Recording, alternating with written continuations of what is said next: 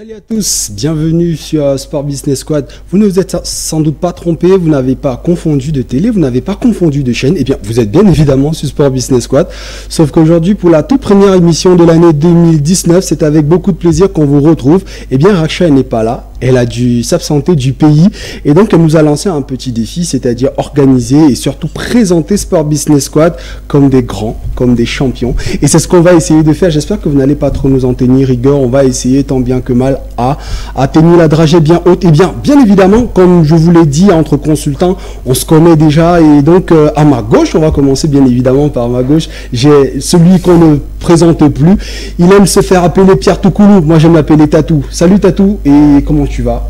Ça va bien, Gislain, bonne année. Bonne année aussi à toi, mon frère. Et donc, quoi de neuf aujourd'hui?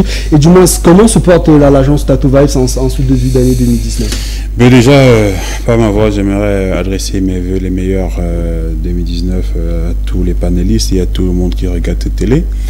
Et surtout cette émission, Tattoo Vibes se porte très bien. Et des choses sont en train d'être ficelées. Des projets en perspective. Oui, on en parlera le moment venu. Merci. Tout à fait. Alors à mon extrême droite, lui également, il est chef d'une agence. Il est à la tête d'une agence qui s'appelle Six Sport Marketing and Arts. Il aime quand on précise cela, ou alors Six Sport MA. Lui, c'est l'homme qu'on ne présente plus, puisque voilà, il est à sa 3e, 4e émission ici dans le club des businessmen du sport. Il s'appelle Yannick Francis Ndege. Salut Yann, comment tu vas? Et bonne année, bien sûr. Bonsoir Christian, bonsoir Gislain, bonsoir Tatou, bonsoir et bonne année à tous les téléspectateurs de HTV et la prestigieuse émission Sport Business Squad. Alors, comment se porte l'agence Six Sport MA? Nous allons bien, tout se passe bien en agence, nous travaillons, nous profitons de la tribune également pour adresser nos vœux les meilleurs à tous nos partenaires, nos collaborateurs, nos clients et surtout les fidèles de cette émission. Alors, juste à côté de toi, c'est l'invité du jour, c'est la guest star du jour. Il nous vient de la FECA Volley. Il est responsable de ce côté-là du département Beach Volley. Il est également membre de la commission marketing. De ce côté-là, il se fait appeler Edith Bertin. Moi, j'aime l'appeler simplement Don King parce que c'est son nom justement c'est son nom dans le domaine, dans le milieu du sport. Salut Don King, comment tu vas? Oui, bonjour Franck Gislain, bonjour à tous les panélistes, bonjour à tous vos téléspectateurs et recevez nos vœux les meilleurs pour l'année 2019. Alors là, qu'est-ce que nous réserve aujourd'hui, que nous réserve tout au moins pour l'année 2019 la FECA Volley? La FECA Volley a un calendrier très plein pour 2019. S'il faut dérouler l'agenda ici, ça fera tout un livre parce que il y a déjà les Jeux Olympiques Tokyo 2020 qui se prépare, toutes les catégories confondues. Il y a le beach volleyball zone 4, il y a la CAN du beach volley, la CAN masculine, la CAN féminine, la Coupe du Monde, les Wildcats à travers le monde. C'est un calendrier très plein. On aura le temps de donner quelques agendas très précis et quelques agendas. Il faut dire que, ouais, tout à fait. Et la FECA Volley est l'une des rares fédérations justement qui a réussi à tenir son calendrier tout au long de l'année dernière. Il faut rappeler qu'on vous a aperçu du côté des KM Awards. Vous avez remporté de ce côté-là 2 prix. C'est-à-dire que le prix du meilleur président, prix de la meilleure fédération, ça s'applaudit quand même. Oui, on reste modeste et humble tout en sachant que c'est le travail qui paye. Tout à fait. Vous savez très bien que quand le bureau exécutif arrivait il y a 4 ou 5 ans, on avait basé le programme sur la refondation. Tout à fait. Et aujourd'hui, ça commence à donner les fruits, mais on ne va pas dormir sur les lauriers. Le travail reste à faire, ça reste à garder la dragée haute, comme vous avez dit tout à l'heure. Mais il est important également de savoir que pour arriver à des résultats, une seule chose, c'est le travail, la planification et la programmation. Tout à fait. Et justement, parlant de programmation, il faut dire qu'au programme, aujourd'hui, on va parler football, on va parler cyclisme, on va également parler beach volley, comme l'évoquait tout à l'heure Don King. Eh bien, il faut dire que ce sera un programme plutôt chargé. Et nous, on va donc commencer bien évidemment par la première rubrique qui est sans doute l'actualité. Il faut rappeler que c'est un joueur qui a évolué du côté de l'Inter de Milan. Il est revenu au Cameroun, d'ailleurs l'un des rares joueurs après avoir évolué en Europe qui est revenu au Cameroun, qui a joué au sein du club canon sportif de Yaoundé, le Pakoum, les Mekok Mongonda, comme ils se font généralement appeler. Aujourd'hui, il est président du conseil d'administration PCA. Il s'appelle Pierre Wemelen. Est-ce qu'il a le toffe aujourd'hui du manager? Est-ce qu'un footballeur professionnel peut être un manager? C'est peut-être ce qu'on va essayer de savoir, mais déjà prenons le profil de Pierre Wemelen qui nous est dressé dans le cadre de ce reportage par la jeune Gabrielle Messina, qui est l'une de nos reporters.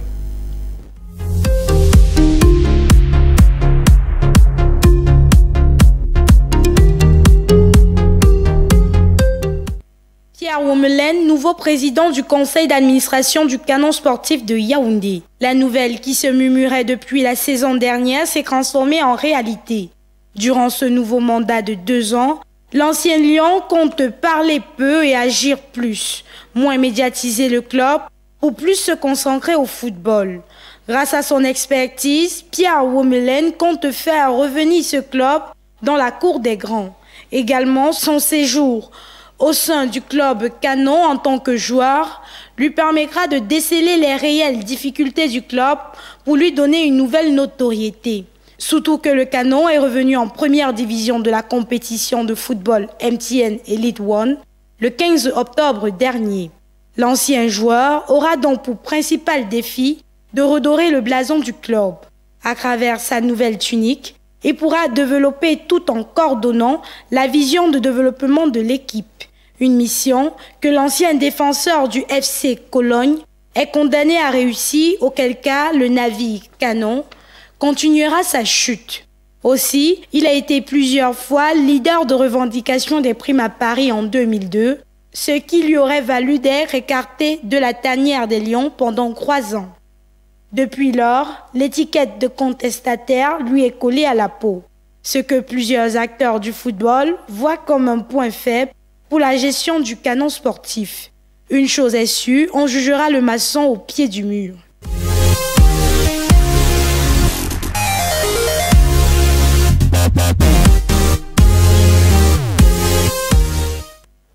Rappelez que lorsque ce reportage de Gabrielle Messina a été réalisé, eh bien à ce moment-là, effectivement, le canon sportif de Yaoundé était qualifié, enfin du moins techniquement était qualifié pour la première division, parce qu'à ce moment-là, il faut dire que la Ligue a pris la décision justement de monter à 20 clubs. Sauf qu'il y a eu dernièrement une réunion donc au sein de la Fédération camerounaise de football, la FECAFoot, où finalement on a réussi à faire flancher quand même le président de la Ligue, le général Pierre Semengue, qui est donc revenu sur une formule à 18 clubs pour la première division, et donc une formule à 15 clubs pour la deuxième division. Et donc ce qui fait que techniquement Canon devra jouer aujourd'hui, enfin devra jouer pour la saison 2019-2020 du côté de la deuxième division. On espère qu'avec le management de ce côté-là, ça va se faire. Mais maintenant, parlant de management, Pierre, est-ce que tu penses que Pierre Wemelen, il a le profil de l'emploi?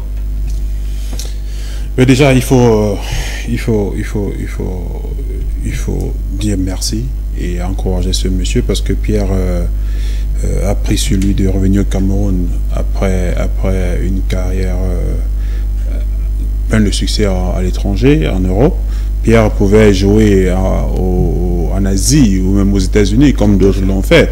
Il a choisi de venir jouer au Cameroun. Donc je pense que déjà par cet acte-là, on pense moi je pense qu'il aime le Cameroun et qu'il voudrait forcément que les choses évoluent.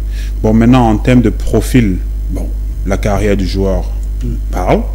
Est-ce qu'il a managé une structure? Je sais qu'il a quelques affaires personnelles en tant que businessman qui marchent très bien. Bon, maintenant, manager les hommes, vous savez, faut pas forcément avoir été à l'école pour apprendre à manager les hommes. Mais je pense que de par ce que moi je vois, de par son vécu quotidien, Pierre peut réussir le pari de bien manager le Canon. Bon, maintenant, il faudrait qu'il s'entoure de bonnes personnes. Tout à fait. Il faudrait qu'il contacte des bonnes entreprises en termes de... Parce que je regarde, par exemple, comment est-ce que le Canon de Yaoundé n'a pas de sponsors, alors que la SEC Mimosa a 17 sponsors, par exemple, parmi lesquels Orange sans publicité. Donc, il faudrait que Pierre contacte des bonnes personnes. Il y a pas mal d'agences de marketing sportif qui peuvent ramener des sponsors. Il y a pas mal d'experts qui peuvent apporter le savoir-faire au canon sportif de Yaoundé. Donc, le tout, ce n'est pas d'être capable en tant que personne, en tant qu'une seule personne, de gérer le club.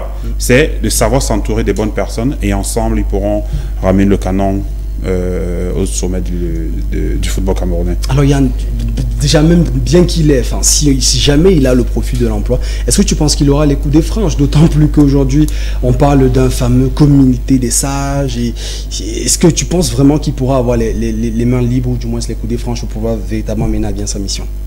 Déjà, il y a quelque chose de fondamental dans ce que Tatou a expliqué. Ce qu'on demande d'abord dans le cadre spécifique du football pour un manager, d'abord, si on veut revenir dans le contexte du Cameroun, c'est déjà avoir l'amour du club. L'amour du club, Pierre Ouemelen l'a démontré depuis sa tendre enfance. Comme l'a dit Tatou, il aurait pu avoir le choix qui est celui de ses coéquipiers au sein des Lions Indomptables, peut-être de ne pas s'immiscer dans le management des clubs professionnels dans le cadre du championnat Ligue 1 par exemple. Il avait le choix, mais depuis qu'il a arrêté sa carrière, ce qu'il a donné en tant que joueur à la fin de sa carrière internationale au Cameroun était quelque chose de formidable. Revenir pendant qu'il peut encore jouer, servir le canon avec son talent, avec son image. Son carnet d'adresse. Je me rappelle cette saison-là, sur 80% des buts du canon de Yaoundé cette saison, Pierre Ouemé était peut-être auteur de plus de la moitié, c'est-à-dire que son jeu était basé sur une faute dans les 16 mètres, puis on savait qu'un coup franc de Pierre Ouemelen suffisait. Soit l'attaquant de réagir si jamais le gardien repoussait. Des images comme ça peuvent être des éléments à mettre à son actif. Bon, maintenant, sur la carrière de l'homme, moi, parlant du football, je suis fan de carrière à la Beckenbauer. C'est-à-dire, vous commencez vos classes comme stagiaire en tant que footballeur, vous jouez au plus haut niveau, vous gagnez des titres, vous revenez, vous essayez dans l'administration et puis gagnez le titre. Si Beckenbauer l'a fait pour le cas du Bayern de Munich, par exemple, il a été stagiaire au Bayern de Munich, il a joué au Bayern de Munich, il a gagné des titres avec le Bayern de Munich, il est revenu présider le Bayern de Munich, il a gagné des titres. Je pense que Ouemelen a la capacité de pouvoir le faire. Déjà, la passion, elle est là. Le dévouement aussi. Maintenant, je n'aime pas ceux qui font le procès aux gens de l'expérience. Au sujet de l'expérience, il y a un article que je lisais sur Adva Business Review qui donne la parole à Daniel Liebenstein, qui est l'un des architectes du Tour Grand Zéro et puis du musée juif à Berlin. Ils disent précisément que le manque d'expérience est quelque chose de fondamental dans la mesure où ça donne la possibilité d'essayer ce que d'autres n'ont pas pu essayer aujourd'hui. Il faut simplement avoir d'expérience et qu'on va aller dans le monde de la routine. Bon, maintenant, la passion qui est celle de Ouemelen n'est plus à démontrer. Ce qu'il a donné au canon de Yaoundé est fondamental. Tout ce qu'on demande aux supporters, au comité de ça, c'est de donner la possibilité d'échouer comme les autres. Il y a eu des grands managers qui sont venus dans le canon de Yaoundé bardés de diplômes, ils ont fait échec. Bon, pourquoi pas donner la possibilité aussi, je ne parle pas de réussir, tout le monde a le droit d'échouer en ce qui concerne le management. C'est à force d'échouer qu'on va s'ériger un caractère qui nous conduira vers des victoires. Ouemelen fait le lien entre les fans du canon de Yaoundé, qui soient des enfants des quartiers ou des cercles du décideur du football. Il y a un carnet d'adresse qui est en sa faveur. Il faut aussi avouer qu'aujourd'hui, le canon n'a pas une grande ressource financière à ce niveau. Ouemelen, on ne dit pas qu'il va prendre son argent pour donner au canon, même si on sait que son âme le prédispose à faire ce genre de choses, déjà à soutenir le canon financièrement, c'est une bonne chose. Maintenant, si on met aux côtés de Pierre Ouemelen des cadres d'un certain niveau, que le comité des sages lui donne sa bénédiction, on espère que le canon pourra redevenir. C'est tout le bien qu'on peut souhaiter au canon de Yaoundé, c'est d'avoir une icône au sein du management qui peut faire le lien entre les fans du canon de Yaoundé et l'équipe dirigeante. Il faut dire que la plupart des problèmes du canon de Yaoundé étaient que si vous êtes président et que vous n'avez pas l'assentiment des fans de football, c'est à partir des groupes de supporters qu'ont commencé la déstabilisation dans le canon de Yaoundé. Maintenant, il est démontré que Pierre Ouemelen aujourd'hui à les faveurs des fans qui l'ont vu jouer, maintenant qui l'accompagnent dans son quotidien au canon de Yaoundé. Pierre aussi a évoqué ses business. Je dis Un mauvais manager ne peut pas réussir en affaires. Si vous réussissez en affaires, vous pouvez voir c'est un bon manager. Tout à fait. Il faut dire justement, en parlant de finances et même de management, dis-moi donc, King, quel devrait être aujourd'hui le business model d'une affaire, enfin du Canon de Yaoundé, parce qu'il faut dire quand même qu'ils sont en deuxième division. Quel est le modèle, tu connais en marketing, quel est le modèle marketing aujourd'hui que le Canon devra adopter si jamais ils doivent peut-être revenir au devant de la scène et capter un certain nombre de fonds? La première chose, c'est d'abord l'image. Ouais. L'image du Canon. Qu'est-ce que Canon présente comme image? Tatou disait tout à l'heure que Oumelen a fait preuve d'un grand garçon. J'ajouterais à ce que Yannick disait, il a fait preuve d'humilité. Tout à fait. Je prends le Werder de Brême, je prends Inter de Milan. Seulement les deux clubs-là. Ouais. Jouer à ce haut niveau, être humble, revenir au Cameroun. Aux années de gloire de l'Inter. Je dis revenir au Cameroun, partant, laissant l'Arena d'Inter de Milan que nous connaissons. De Werder de Brême que nous connaissons pour venir jouer dans la poussière. C'est fait preuve d'une grande humilité. Tout à fait, tout à fait. Et vous parliez tout à l'heure de quel business de marketing. C'est-à-dire que Oumelen aujourd'hui a une personnalité dans le monde du sport, particulièrement le football. Oumelen a un charisme dans le monde du football. Alors, si le Canon laisse un peu les intrigues de personnes, je pense qu'il y a beaucoup de sponsors, beaucoup de mécènes qui pourraient afficher bonne facture du côté du Canon. Je vais vous prendre un exemple. Il y a deux types d'expériences, comme Yannick disait tout à l'heure. On a beau être à l'école, on peut être professeur agrégé en ci ou en ça. Mais il y a une autre expérience qu'on vit sur le terrain. Oumelen a fait peut-être 20 ans au moins. Tout à fait. Au haut niveau. Au niveau, ouais. C'est un athlète. Alors, il sait ce qu'un athlète a besoin. Il sait qu'est-ce qu'il faut pour préparer un match avant, pendant et après le match. Alors, donc forcément, on n'a pas besoin d'aller à l'école pour manager un club de sport. Parce que, dites-vous, le sport sur le plan administratif est une chose et sur le plan de la pratique est autre technique, chose. Tout à fait. Sur le plan managérial, le directeur sportif de Canon, celui qui a géré les actes d'instance, des licences et tout ce que ça peut comporter. Mais le joueur a besoin de la godasse, le joueur a besoin de l'eau, le joueur a besoin des équipements, le joueur a besoin d'un calme, de la sérénité pour évoluer. Si cette sérénité revient au Canon, rassurez-vous, il y aura des sponsors. C'est surprenant. C'est mon club d'enfance. Il y avait Canon et Tonnerre. C'est mon club d'enfance. C'est dommage que les intrigues, passez-moi l'expression, ont détruit le Canon. Le Canon ne tombe plus. C'est un pétard mouillé aujourd'hui parce que il y a des intérêts égoïstes qui minent le Canon. Et ça n'est pas dans l'intérêt du football camerounais. Si un temps soit peu, Oumelen, en tant que PCA, qui est le patron, bien entendu, en tant que PCA, choisit des bonnes personnes, a un cahier de charge, une feuille de route, se met au travail, je pense que Canon va retrouver ses gloires d'antan et donnons-lui la chance d'échouer et de recommencer. Parce qu'en management, le grand leader est celui qui a échoué 1000 fois et a recommencé 1000 fois. 1000 fois, tout à fait. C'est celui qui reste au sol qui est lâche. Alors si Oumelen peut commencer aujourd'hui, il va trébucher, il va retomber avec le soutien du comité de sages comme Toto et Yannick l'ont dit. On le soutient, je crois qu'il va avancer. Alors dis-moi Tatou, est-ce on ne pourrait pas envisager par exemple aujourd'hui un financement participatif, un financement associatif? Est-ce qu'il n'est pas temps par exemple pour, donc il me disait tout à l'heure, de faire tourner et de dire ok, si les fans, comme Yannick l'évoquait tout à l'heure, sont prêts à adopter le projet, est-ce qu'il n'est pas temps aujourd'hui d'aller vers ces fans et leur dire devenez des socios du club? Si oui, comment est-ce que cela peut être matérialisé? Déjà, il faut dire que le Canon est vendable.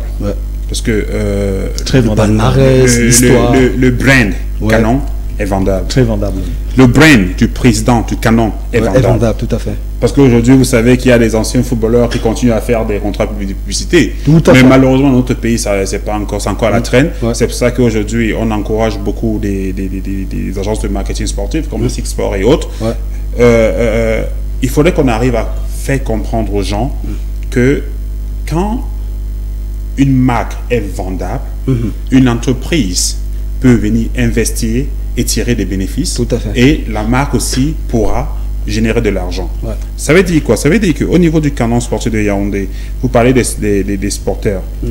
Ben, c'est simple. Si le sporteur, vous savez, le moyen le plus simple pour un club de fidéliser les fans et de générer des sous, c'est les gadgets, c'est l'abonnement. Des produits dérivés.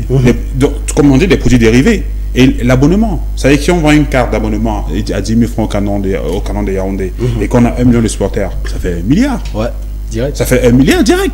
Ça nous permet de gérer le club pendant 6-7 mois. Ouais. Bon, maintenant, au-delà de ça... Et il faut rappeler que la saison cette année quand même sera assez courte parce qu'elle doit s'achever 1 mois avant la CAN qui aura lieu en juin. Donc, disons 5 mois en club. Ça permet de faire ça. Et au-delà de ça, le canon devrait avoir des maillots supporters, des produits dérivés. Ouais. Et après, il faudrait qu'on comprenne au canon que nous sommes une entreprise. Ce que moi je décris tous les jours, et même sur ce plateau je l'ai décrié, que des présidents de clubs s'asseyent, croisent les bras, attendent des subventions. Tout à fait. Et c'est ce qui est d'ailleurs une erreur. Donc, oui, pour chuter, donc nous sommes des présidents de clubs, il faudrait aller... J'ai brossé un peu ce qu'il faut faire en tant que pour amener les uns et les autres à participer dans la vie du canon, mais il faudrait que les dirigeants du club apprennent à prendre des initiatives en tant qu'entreprise privée pour pouvoir faire un bon chiffre d'affaires. Tout à fait. Je pense que peut-être donc... pour compléter ce que tu as tout dit sur le plan marketing, si vous prenez Canon, n'importe quel club, comme un club. Un club a des produits dérivés. Tout à fait. Un club a des clubs. C'est-à-dire des clubs où on peut s'acheter un verre de bière, un verre de whisky. Et encore que c'est un business model qui marcherait plus au Cameroun. Ça marche très bien ailleurs. On devrait, en tant que président de club, investir de l'argent pour attendre le retour d'investissement. Ça veut dire quoi? Si vous prenez le canon de Yaoundé, allez dans la rue, posez la question à 10 Camerounais. Ils ne savent pas quelles sont les couleurs du canon. Tout à fait, tout à fait. C'est le rouge vert. Alors, si on fabrique des maillots des supporters sur grande échelle et qu'on fait le maillot à 1000 francs, et que tu as 2 millions de Camerounais qui achètent le maillot à 1000 francs, ou bien à 2000 francs, tu vois la plus-value directe que ça peut apporter. Tout à fait. Pour arriver à ce niveau, il faut taire l'égoïsme interne, il faut taire les querelles internes et il faut avoir la vision de qu'est-ce qu'on veut faire. Est-ce que le canon peut être un produit vendable? Je dis oui. Tatou l'a dit, canon est très très vendable. Comme tous les clubs du Cameroun d'ailleurs. Tout à fait. Il y a un club qui m'amuse souvent. Bamboutos de Bouddha. Bamboutos, c'est le socios du Cameroun. C'est clairement.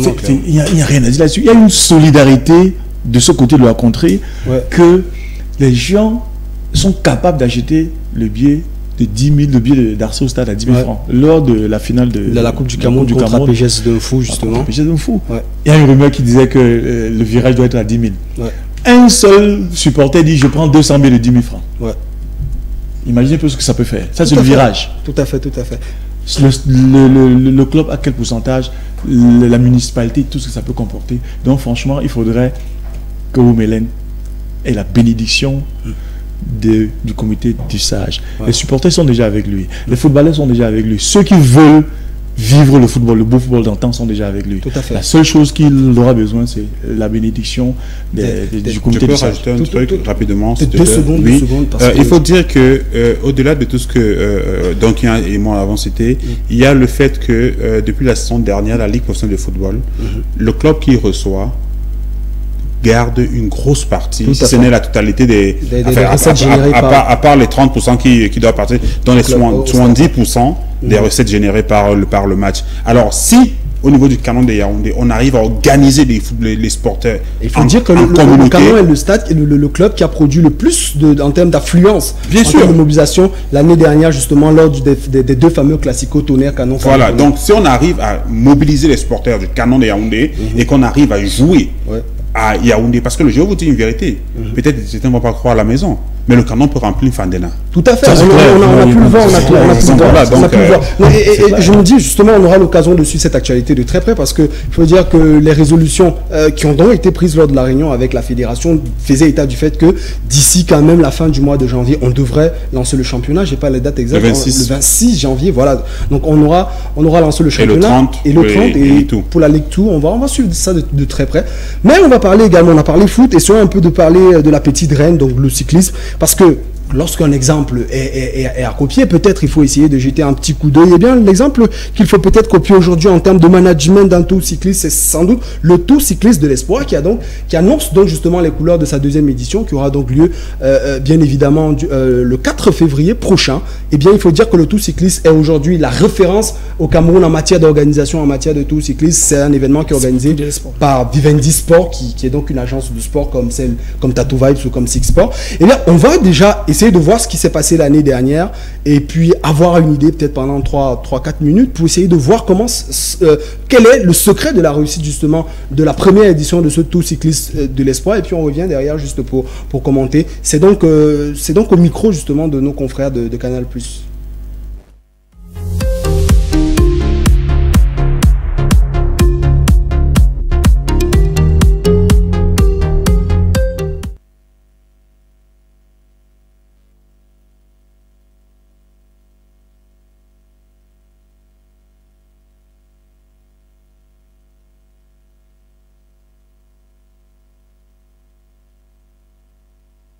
Nous sommes à Yaoundé, ça y est, la capitale du Cameroun pour les 2 dernières étapes de ce Tour de l'Espoir.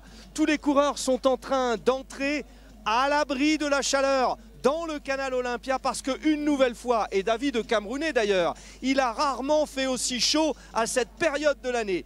Intéressons-nous à la course et à ces 3 nations qui pour l'instant dominent ce Tour de l'Espoir après les 2 premières étapes. Le classement par équipe est crucial puisque la meilleure nation est d'ores et déjà qualifiée pour le prochain Tour de l'avenir dans le cadre de cette Coupe des Nations. 3e, le Rwanda de Joseph Areruya, le récent vainqueur de la Tropicale Amissa Bongo. Il est 4e du général avec son coéquipier Jean-Paul René Ukiniwabo 7e. Ils ont les moyens de tout faire exploser. 2e équipe au classement général avec 2 leaders aussi. Le Maroc, 5e, Morcine El Kouraji. Et puis, à la 3e place, avec 33 secondes de retard seulement, El Mehdi Chokri dans un collectif marocain encore très solide. Enfin, la meilleure nation, pour l'instant, ils ont remporté les 2 premières étapes. Ils trustent tous les maillots individuels. Et bien sûr, donc le classement général, Nathanaël Mebraton est en jaune, Zemenfes Selemoun en vert. L'Érythrée, la grande nation pour l'instant de ce Tour de l'Espoir. Nous voulions aller à la rencontre de Yaya Diallo pour l'équipe du Mali. Il est 9e du classement général, vous n'êtes plus que 2 dans votre équipe. Il va falloir se débrouiller un peu tout seul là dans le peloton aujourd'hui, hein, Yaya? Parce que chez nous, il n'y a pas un peu de moyens. Ouais. Alors comment justement vous êtes mis au vélo? Comment vous avez décidé, Yaya, un jour de commencer le vélo? Bon, j'ai commencé le vélo, cette année c'est 4 ans maintenant. 4 ans, hein? Oui. Bon, j'ai fait 25 jours à Afrique du Sud. C'est un peu bon. Et c'est grâce à l'Afrique du Sud que vous avez découvert le cyclisme en fait, parce qu'au Mali, vous ne connaissiez pas. Bon, chez nous, il n'y a pas les plus forts cyclistes chez nous. Parce que chez nous, il n'y a pas un peu de côtes. Bon, ici, il y a trop de côtes ici. Alors bonne chance, hein, il y a une place à défendre au classement général, la 9e place, Yaya Diallo pour l'équipe du Mali. Merci Yaya. Merci. 93 km 400 sont au programme. Dans un premier temps, les coureurs vont donc quitter le canal Olympia sous la chaleur. Il est à ce moment-là 14h15. Direction Ekoko, en direction de l'aéroport international de Yaoundé. Puis ils reviendront. Et à ce moment-là, les coureurs auront 8 tours de 6 km 300 à parcourir. Nous le rappelons, ce Tour de l'Espoir regroupe les 15 meilleures nations africaines avec leurs espoirs. Et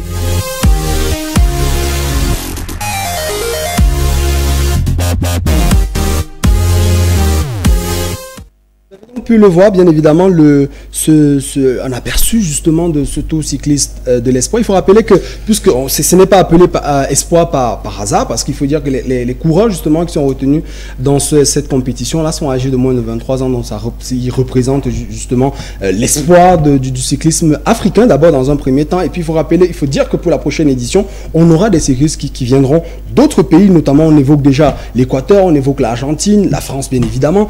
Donc il faut dire quand même qu'il y a un certain nombre de choses qui sont faites. Moi j'ai apprécié personnellement quelque chose d'assez marquant lors de ce tournoi, c'est que pratiquement toutes les villes qui ont abrité la compétition étaient non seulement brandées, mais également il y avait un système de pédométrie, c'est-à-dire que le parcours est tellement tracé avec des pédométries brandées qui permettent justement aux cyclistes de ne pas se perdre. Parce qu'il faut rappeler que lors de certaines compétitions, les cyclistes se perdaient justement dans la ville.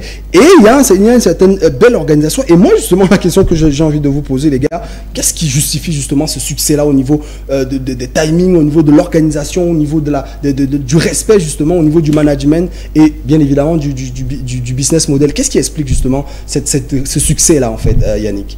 Oui, ce qu'il faut comprendre du Tour de l'Espoir, s'il faut comprendre son succès, il faut d'abord essayer d'aller un peu au-delà de ce qu'on peut voir. Le Tour de l'Espoir est une initiative privée qui appartient à une agence qui est bien connue, qui a une histoire, un savoir-faire reconnu internationalement, à savoir Vivendi Sport, qui a pensé l'événement. Ouais. Maintenant, l'autre chose est que l'organisation a été faite, je vais emprunter le mot qui... Chaque fois qu'on l'utilise pour les économies, ça passe, mais pour les gens de notre modèle, ça frise un peu l'indécence, c'est le cartel. C'est-à-dire que l'organisation est un peu tel un cartel, c'est-à-dire qu'à toutes les étapes de l'organisation... Un consortium, tu veux dire? Voilà, un consortium. Parce que cartel, en tous les étapes, on nous taxe. Justement, j'utilise le mot cartel.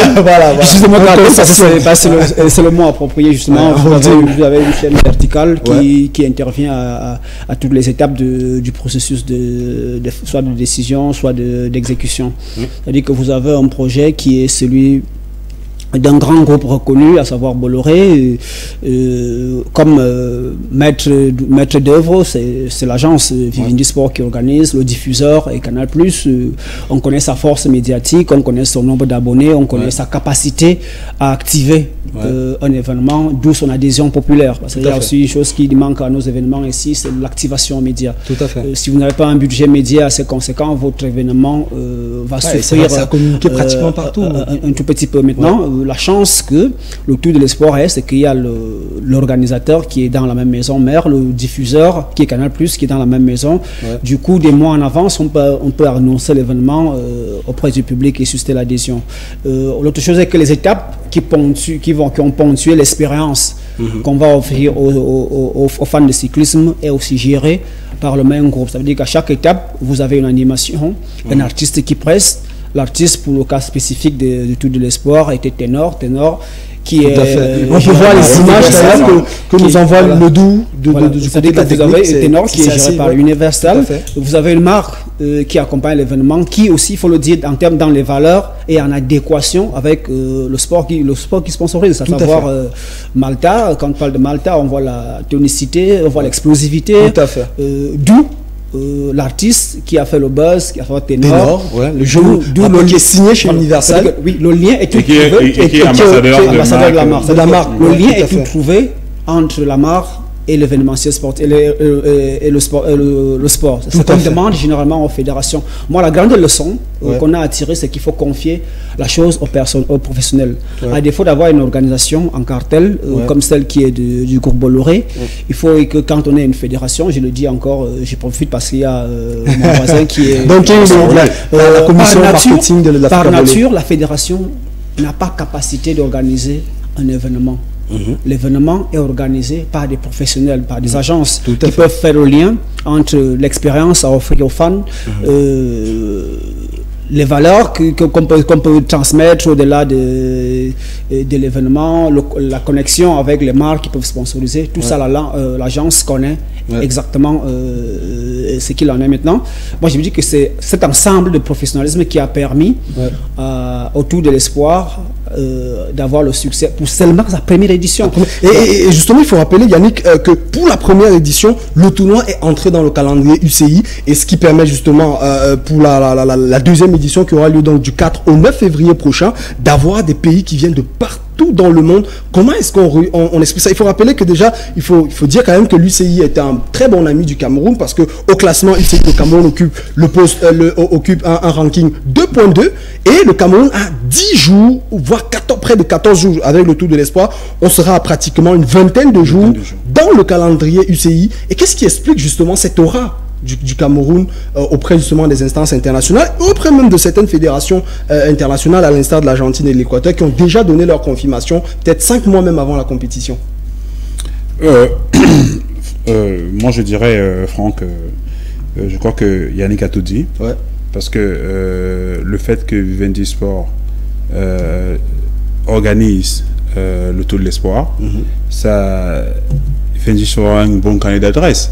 Et je crois que le groupe Bolloré n'est pas seulement en Afrique, il est la logistique est gérée. Donc vous comprenez que quand quelqu'un de crédible ou alors quelqu'un qui a déjà fait ses preuves organise quelque chose, il est facile d'attirer d'autres personnes. Donc il n'est que normal quand aujourd'hui on retrouve l'Équateur et l'Argentine déjà positionné, et certainement on en aura d'autres, à part les 15 pays qui ont participé on en aura certainement d'autres. Donc l'idée derrière c'est quoi? C'est que il faut qu'on comprenne que le business du sport rapporte beaucoup d'argent. Tout à fait. Il faudrait que les entreprises comprennent que à travers le sport, elles peuvent activer leurs produits, générer des revenus tant sur le plan d'image que sur le plan financier, des liquidités. Donc, et c'est ce que le groupe Bolloré a compris aujourd'hui. Vous voyez un peu, à travers le tournoi de l'Espoir, il a si bien dit, le groupe Bolloré a vendu leurs artistes, ténors par exemple, aux populations dans toutes les villes. Également, il faut rappeler également, il y avait aussi l'équipe Nobit qui sont également des artistes du groupe Universal, du groupe Bolloré. Donc, vous comprenez que, comme il a dit, cartel peut-être pas, mais l'idée est de faire en sorte que chaque institution du groupe Bolloré puisse profiter de l'événement pour pouvoir faire des revenus. Tout à fait. C'est ça l'idée derrière. Est-ce que ce n'est pas justement vers ce business model-là que peut-être certaines entreprises camerounaises devraient aller? Moi je sors de la ville de Douala, par exemple.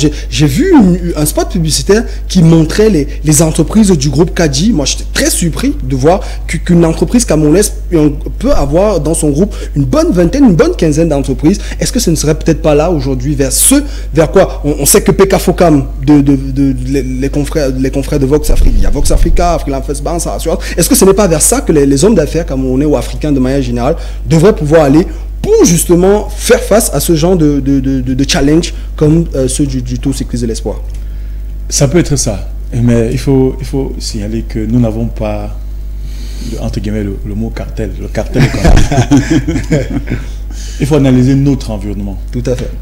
Notre société et nos populations. Est-ce que le Camerounais lambda est capable d'acheter des produits dérivés de X ou de Y du cyclisme? C'est la question qu'il faut se poser. Que recherche le groupe Bolloré quand le groupe Bolloré organise D'ailleurs, je crois que c'est la question qui est affichée justement à la technique par le DOU. Est-ce qu'il s'agit d'une action de développement du cyclisme africain ou alors simplement d'un buzz marketing pour vendre davantage le groupe? Que recherche le groupe Bolloré? C'est du lobbying. Il faut analyser à fond ce Tour cycliste de l'Espoir pour pouvoir comprendre exactement ce que cherche le groupe Bolloré. C'est louable ce qu'ils ont fait. C'est magnifique de dérouler toute une machine pour organiser cet événement. On va peut-être revenir dessus, mais allons déjà sur le business model, c'est-à-dire que... Oui, j'ai dit le business model, c'est indéniable. Vous avez cité le groupe Focam, qui a Force Africa, sa assurance, Citracel, ce qu'il faut dans l'hôtellerie. Ça veut dire qu'on invite les athlètes, ils vont loger chez eux, ils vont manger chez eux, ils ont une chaîne, tout ça. Ils sont assurés par eux. Sa assurance, Ça veut dire que c'est un cercle vicieux passez-moi l'expression. C'est un cercle vicieux qui fait que l'argent tourne dans le cartel. Et c'est ça le rôle du cartel. On revient au cartel. Oui, on revient au cartel parce que Yannick parlait du cartel en tant que professionnel. Peut-être c'est ça la profondeur du cartel. C'est-à-dire que l'argent tourne dans le cartel. Tout à fait. Et même dans le sens figuré du cartel, c'est comme ça que ça fonctionne. Ça se passe entre les membres du cartel. Alors, si vous aviez une entreprise, est-ce que c'est logique que dans un monde, vous aviez toutes les entités organisationnelles ou fonctionnelles? Posons-nous la question. Pourquoi le groupe Bolloré ne peut pas prendre la diffusion confiée à Humanitarian TV ou bien à la CRTV ou bien à Canal 2? Pourquoi c'est à Canal Plus Sport? Pourquoi l'assureur de cet événement est Arsa? Vous voyez, il faut comprendre que c'est un business. Mais moi, sport. Je ne vais pas te couper, tu gardes la parole justement parce que Yannick a évoqué un élément tout à l'heure et tu es membre de la commission marketing de la FECA Volley. Est-ce que ce n'est pas là une leçon justement, au-delà peut-être de cet aspect entre guillemets sectaire ou cartéliste qu'on va évoquer, mais est-ce que ce ne serait pas aussi là une leçon par exemple pour la FECA Cyclisme qui bute à organiser le Tour du Cameroun, qui bute à organiser le Tour Chantal Biya? Est-ce que ce ne serait peut-être pas là une leçon pour vous, les fédérations également, de vous dire peut-être il faut faire appel à des privés dans l'optique justement d'une meilleure qualité en termes de rendu? Tatou vous a dit un truc tout à l'heure, quand un investisseur met son argent, c'est pour avoir du bénéfice. La question qu'il faut se poser, est-ce qu'au niveau de nos fédérations, est-ce que les fédérations sont suffisamment liquides pour pouvoir confier la gestion des organisations aux événements, aux organisations, pourquoi ne même pas d'abord faire une appel d'offres et puis comparer les prix? Pour faire la virgule, pendant la CAN... Parce que tout à l'heure, je vais te passer la parole pour dire je réponds tout de suite pour vous dire, pendant la CAN 2017, la CAN Women African Cup, on a fait 2 appels aux 2 concurrents de Six Sports. Je ne peux pas citer les noms ici. D'accord. Mais après, tu peux le faire. On est très ouvert. Tu vois, on cite les marques. Je sais qu'il y avait un spot qui appartient à un ami à moi aussi. Mais après, On Spot n'est pas une agence spécialisée dans le sport. Parce qu'il y a également cet élément qu'il faut prendre en compte. On Spot, c'est le marketing. C'est la logistique en tête pour les concerts. Mais Tatou, France, c'est vous qui citez les noms. Je ne cite pas les noms ici. Je dis, on a confié, Yannick, s'il te plaît, on a confié. Juste après, je te passe. On a confié à 2 agences d'événements de sport. Nous étions à 6 mois de l'événement. Nous étions au mois de mars. L'événement aura lieu en octobre. 3 mois de l'événement, lettre morte. On n'a pas de cahier. On dit voilà le cahier de charge. On n'a pas un retour de réponse, un brief agent pour dire voilà ce qu'on propose. Qu'est-ce qu'on fait? La CAN ne devait peut-être pas avoir lieu. On ne devait pas organiser. Il faut également signaler cet aspect. Est-ce que là peut-être les entreprises aussi, les agences ne devraient pas aussi prospecter? N'oublions pas que nos fédérations sont encore tenues par les subventions comme ce qui est une incongruité. Comme tu disais tout à l'heure, c'est pas de notre faute. C'est pas que je dis faute, notre faute, c'est pas la Fédération camerounaise de volleyball, c'est la faute de tout le monde, de tous les Camerounais. Le budget de la CAN était de X montant. Jusqu'aujourd'hui, c'est pas épuré. Alors imaginez que si on avait... il y a des hôtels à qui on doit encore de l'argent aujourd'hui. Je ne vais pas citer les noms des hôtels. La fédération se casse, se bat, se plie en 1000 pour payer les factures restantes, pour payer, tout simplement parce que c'est bloqué à X endroit. Il y a telle chose qu'il faudra qu'un administrateur vienne mettre une virgule. Il y a beaucoup de paramètres qui entrent en jeu pour que l'organisation des compétitions sportives au Cameroun soit confiée à Six Sports. Alors justement, Yannick, qu'est-ce qui coince en fait? Est-ce que la faute également n'est pas à nous autres, les agences? Peut-être, est-ce qu'on ne fait pas assez de prospection peut-être auprès des fédérations? Parce que il faut dire quand même qu'il y a aussi un élément, et je pense que Tatou, tu l'avais évoqué sur ce plateau une fois, peut-être les projets ne sont pas assez bien vendus aux fédérations et donc peut-être elles ne voient pas l'intérêt d'aller vers des agences. Qu'est-ce qui coince selon toi? Non, en fait, c'est le modèle de compréhension des managers de la fédération qui est un obstacle. Ce n'est pas tant que les agences n'ont pas la capacité ou la pertinence dans leur projet pour pouvoir faire un ensemble de choses. Je ne suis pas contre l'idée de subvention. En tant qu'économie, en tant qu'acteur des affaires, je pense que la subvention est une poche de recettes additionnelle. Tout à fait. Qui n'est pas un obstacle. Il n'y a pas, je dis, dans toutes les sociétés du monde, quand une société a fait faillite, on revient à l'état-providence. Ça s'explique bien avec les banques. C'est là que je dis que le sport, peut-être, au Cameroun, en Afrique, a un modèle qui est un peu à l'opposé des banques. C'est-à-dire que quand une banque, la capacité d'une banque, c'est que et privatise les bénéfices et socialise les défaites, socialise les pertes. Quand une banque fait faillite, ça devient l'impact est à l'échelle de la société, mais quand elle fait des bénéfices, les bénéfices sont c'est les actionnaires. Le sport en Afrique, c'est un peu l'inverse, c'est-à-dire que on peut privatiser l'investissement et socialiser la victoire. Moi, c'est à ce niveau-là, il y a un souci. Pour moi, chaque fédération qui reçoit une subvention, en tant que businessman, doit considérer cela comme un atout pour soit s'endetter, soit pour investir. Tout à fait. C'est-à-dire que si vous avez l'assurance qu'en début de chaque exercice, il doit recevoir 500 millions de l'État, c'est un argument pour dire à votre banque que vous êtes bancable, que vous avez déjà un fonds qui vous permet d'engager un nombre d'investissements et solliciter qu'on vous accompagne. C'est pour ça que je dis qu'au niveau des fédérations, ce qu'il faut simplement faire, c'est que chacun rentre dans sa nature. Tout à fait. La nature de la fédération n'est pas d'organiser des événements, mais de promouvoir une discipline. Et elle n'a pas la capacité elle n'a pas la capacité matérielle d'activer des marques, un événement ou quoi que ce soit, mais tout simplement définir un cahier de charges et faire un appel à candidature. Je prends un exemple simple qui nous parle.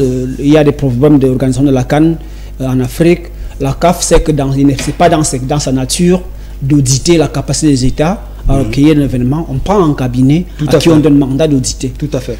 Pareil pour les événements. La CAF sait qu'il n'est pas dans sa nature d'aller discuter avec des clients et des partenaires privés. On fait appel à une agence qui va définir, qui va essayer de travailler avec la CAF pour définir un business model et chercher des gens qui peuvent arriver à lever des fonds, je veux dire. Ça veut dire quoi? Si vous êtes une fédération, vous dites que d'accord, nous devons organiser notre événement. Voici le programme que nous avons sur 4 ans. Ok, peut-être la Camtel Volleyball Championship, comme vous l'appelez, sur 4 ans, voici ce qu'on va arriver. Maintenant, vous demandez s'il y a un investisseur qui peut accompagner, qui prendre en charge un ensemble d'investissements. Tout à fait. Et échelonner ça s'appelle de rentabilité peut-être sur 4 ans ou sur 5 ans. C'est le modèle du tout de l'espoir dont on parle aujourd'hui. Il est très illusoire de dire aux gens que dès la première édition, les organisateurs ont rentabilisé. C'est pas possible. Mais c'est vrai que je vais finir par tatou, mais avant, Duncan, qu'est-ce que tu as à dire justement relativement à cela? Ce que Yannick dit est très pertinent. Tout à fait. Et très profond. Mais sauf qu'il faut contextualiser la chose. Est-ce qu'on n'a pas assez contextualisé au Cameroun? On a l'impression que ça n'avance pas. Non, c'est pas le défaitisme ça. Je dis c'est un contexte réel. Je vais aller dans son sens en posant, c'est vous qui posez la question, c'est vrai, en posant la problématique qui est de savoir. Est-ce que une agence de sport est capable de financer à 100% une organisation sportive et déposer facture dans une fédération? Ça, c'est la question que je me pose. Est-ce qu'une agence de sport est capable de lever les fonds pour faire X ou Y dans une fédération? Je dis, c'est encore très douteux au Cameroun. On peut le faire. Enfin, moi, je parle en tant que manager d'agence. Je suis d'accord. C'est possible. Après, tout dépend de... Je suis très très d'accord. Il a pris l'exemple d'une fédération qui peut être bancable. Vous savez très bien que au niveau de la fédération camerounaise de volley, le bureau exécutif a pensé de créer une coopérative des sportifs. L'idée est partie de quoi? Du fait que quand on dépose le calendrier des compétitions internationales à la tutelle, on connaît le programme, on connaît à quelle période il faut partir en compétition. Vous savez très bien que parfois, les athlètes voyagent. La décision est encore où vous connaissez, c'est pas encore signé. L'argent n'est pas encore sorti. Tout à fait. Les présidents des fédérations, ces managers-là, qu'est-ce qu'ils font pour payer les billets d'avion aux athlètes? Ils s'endettent dans les quartiers à autour de 30-40%. Est-ce qu'une banque est capable de pouvoir dire je finance telle fédération à hauteur de X montant pour pallier je me demande également moi je pense que le problème également est au niveau de l'approche. Vous savez, aujourd'hui les banques ne donnent plus forcément l'argent en espèces. Une banque aujourd'hui, ça écrit simplement le chiffre. Même après, je me dis, Yannick va mieux. Les banques sont numériques, on le sait. Voilà. Les banques sont numériques, on le sait. Je peux expliquer une chose. C'est pour ça que parfois c'est difficile d'échanger avec des managers si on ne partage pas la vision. C'est vrai que je dis le problème du sport n'est pas tant les gouvernants. C'est qu'à des postes stratégiques, on raisonne par défaitisme. Il y a tellement de modèles de levée de fonds et de financement. Aujourd'hui, avec nous sommes en mode, j'ai dit avec ça va. Alors par exemple, sur on parlait du financement participatif. Je prends encore un petit exemple pour des projets comme les vôtres. Il y a des modèles de financement qui marchent bien. Allez sur le modèle de crédit bail. Quand je veux acheter un meuble, il y a des banques, il y a des entreprises qui font des services de banque qui ne vous donnent pas du liquide, mais qui vous aident à acquérir un meuble. C'est le rôle de la SE. La confiance de première catégorie. Ce qu'on vous dit donc, c'est quoi? Si vous avez un événement, donnez aux experts qui définissent le business model et qui spéculent dessus. Moi, je connaissais ce que je peux dire à un manager de banque pour dire ok, d'accord. Après, vous avez moi, je dis, vous avez une chance, c'est de savoir que chaque fédération en début d'exercice a une subvention. C'est un argument pour être bancable. C'est-à-dire qu'on vous demande un cautionnement, mais utilisez votre subvention comme un cautionnement. L'idée étant que... Je vais corriger, si vous permettez, s'il vous plaît, si vous corrigez, les fédérations, oui, 2 secondes, les fédérations, à chaque exercice, n'ont pas de subvention. Ça, il faut que ça soit clair. Mais après aussi, je pense que l'argent que l'État du Cameroun, pas aussi quand même oui, l'argent que l'État, je voudrais juste recadrer Yannick pour dire quoi. L'argent que l'État met dans les fédérations, c'est pour les compétitions des équipes nationales. C'est une fédération de toute façon. Oui, mais pas en début d'année. On ne peut pas, à partir de maintenant, nous sommes en début d'exercice 2019. Tout à fait. Vous ne pouvez pas me dire quelle est la subvention de la FECA Foot, de la FECA Volley, du FECA Cyclisme, puis si nous sommes dans le cyclisme, de la FECA Bourse et autres. Alors, quand on dépose le programme des compétitions internationales, ça c'est ce qui relève des équipes nationales. Pour les voyages extérieurs, que l'État dit je finance à hauteur de X ou Y montant. Mais est-ce que la fédération ne devrait pas vivre de cette que des équipes nationales? Tout à fait. Nous, à la FECA Volley, on a des produits vendables. Tout à fait. Vous connaissez au Grand Prix, vous connaissez tout ce qu'on a. On a des produits vendables. Nous sommes aujourd'hui, on reçoit des prix. Peut-être. Non, entre guillemets. C'est vrai que bon, vraiment, on va ressortir de ce sujet sur le cyclisme avec la question centrale. Donc, Tatou, est-ce que le modèle aujourd'hui de Vivendi Sport et de tout le groupe Bolloré va permettre le développement du cyclisme au niveau des jeunes? Ou alors, simplement, c'est une occasion de positionnement pour le groupe Bolloré? On sait qu'actuellement, du point de vue économique et managérial, le groupe quand même traverse une petite zone de turbulence avec la mise en examen de son président, avec les affaires qui accablent actuellement le groupe, notamment l'octroi du port de Conakry, du port de Lomé. Est-ce qu'aujourd'hui, ce n'est pas l'occasion aujourd'hui pour le groupe Bolloré de véritablement retravailler son image? Est-ce que ce n'est pas une campagne de rebranding à travers justement le Tour cycliste de l'espoir? Franck, votre question a 2 volets, mais avant d'arriver à votre question, je vais mettre un mot sur ce que Yannick et Duncan disaient tout à l'heure. Nous sommes en début d'exercice, par exemple. Je ne connais pas, peut-être Duncan pourra nous éclairer, je ne connais pas le nombre de licenciés que la fédération de volleyball a, par exemple. Mais je pense que si le nombre de licenciés est conséquent, il est possible que la fédération camerounaise de volleyball ait auprès d'une banque ou d'une microfinance, quelque chose, je ne sais pas trop quoi, des financements, peut-être parce qu'elle va obliger, entre guillemets, ses licenciés à avoir des comptes dans une banque X. Ça permet de lever des fonds pour leurs activités. Et maintenant, comme Yannick a dit, il y a des modèles de levée de fonds. Et on en avait plusieurs. Tout à fait. On en avait plusieurs. Et puis après, il y a ce qui est bien chez vous, si vous avez beaucoup de produits vendables. Tout à fait. Et ce qui permet aujourd'hui de dire que la fédération de volleyball peut commencer une saison en attendant les éventuelles subventions. Mais j'encourage beaucoup la fédération on va parler. J'encourage beaucoup la fédération de volleyball à multiplier justement des événements pour que parce que c'est à travers les événements que vous levez aussi les fonds. C'est à travers les événements que vous faites aussi des recettes. C'est à travers les événements que vous vendez l'image de la fédération. Et de plus vous êtes présent, le plus les entreprises veulent s'associer à vous parce qu'il y a du branding, il y a X, il y a Y. Donc vraiment, je vous encourage et j'appelle toutes les fédérations d'ailleurs à faire le modèle justement. Donc maintenant, pour revenir à ce que vous avez dit tout à l'heure par rapport au groupe Bolloré, c'est vrai que la mise en examen de Vincent Bolloré a eu un impact sur l'image du groupe Bolloré. Ça fait en sorte que beaucoup de personnes commencent à questionner ou alors à remettre en doute l'intégrité du groupe Bolloré. Bon, ils ont choisi à travers la course de l'espoir de nettoyer leur image, de se redonner un peu d'espoir. Voilà, merci. De se redonner un peu d'espoir. Et je pense que c'est très bien fait, c'est très bien pensé, parce que vous savez, en marketing, on dit il n'y a pas de mauvaise publicité. Donc, si on arrive à capitaliser, même sur un mauvais événement, on peut redorer le blason. Maintenant, il faudrait que la Fédération camerounaise de cyclisme qui organise le Tour cyclisme du Cameroun et du Chantal Biya arrive à copier.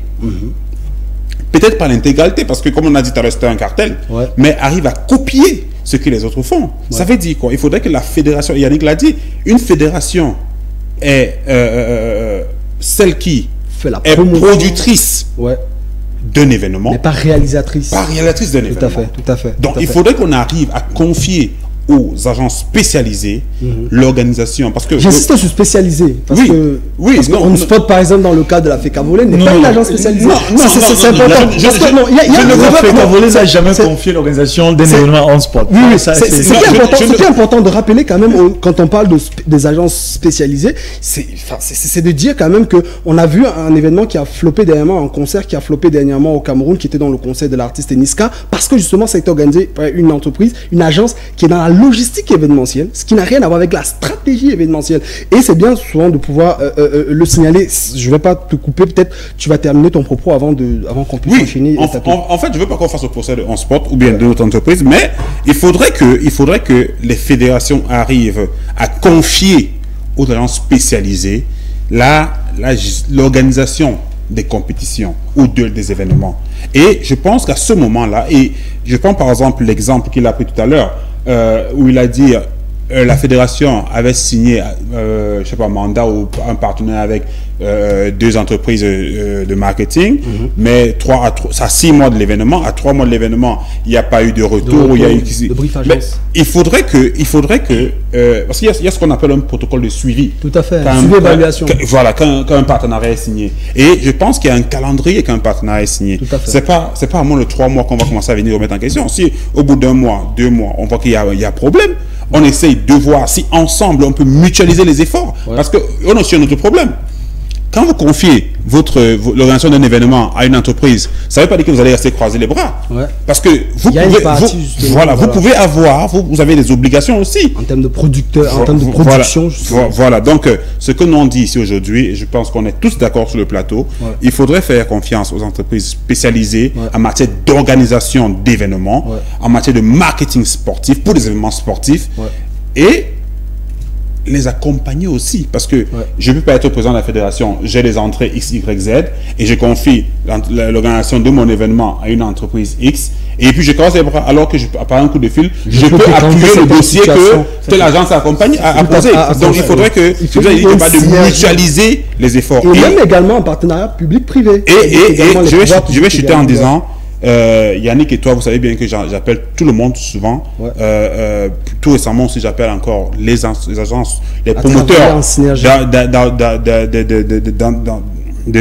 d'agences de marketing sportif à travailler en synergie. Parce que si Yannick a un projet, peut-être à la Fédération camerounaise de volleyball, et qu'il appelle Omco Sport, Tattoo Vibes et autres, il faudrait bien qu'on aille et qu'on aide Yannick à réaliser son coup. Parce qu'à la limite, nous ne sommes pas des concurrents, nous sommes des partenaires. Encore que l'écosystème n'est et il faut dire que nous sommes malheureusement, ou heureusement, selon les penchants, sur un terrain encore vierge au Cameroun. Tout à fait. Donc, ensemble, si on mutualise nos efforts, on pourra sortir le football camerounais de sa léthargie et trouver des solutions aux différentes fédérations. Justement, et il faut dire que un volet, justement, une fédération qui essaye tout à fait de tirer son épingle du jeu, on l'évoquait encore tout à l'heure, c'est la FECA Volley, qui a donc décidé justement de promouvoir également ses produits dérivés, parce qu'il faut dire que les disciplines affinitaires, généralement au sein des fédérations, sont souvent les enfants mal nourris.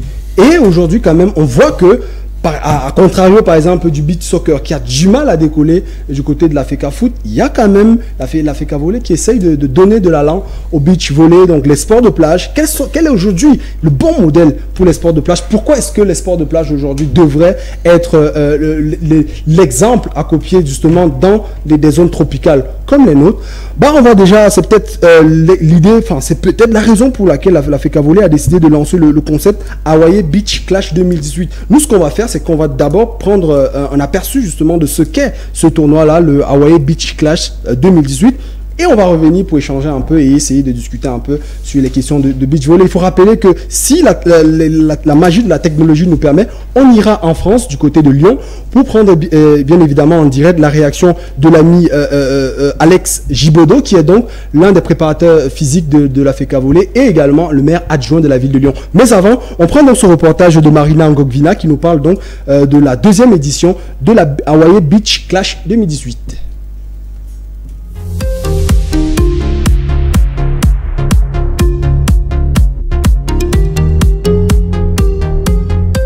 La première édition de l'International Clash Beach Volley a débuté ce jour du côté d'Hawaï Escalier à Yaoundé.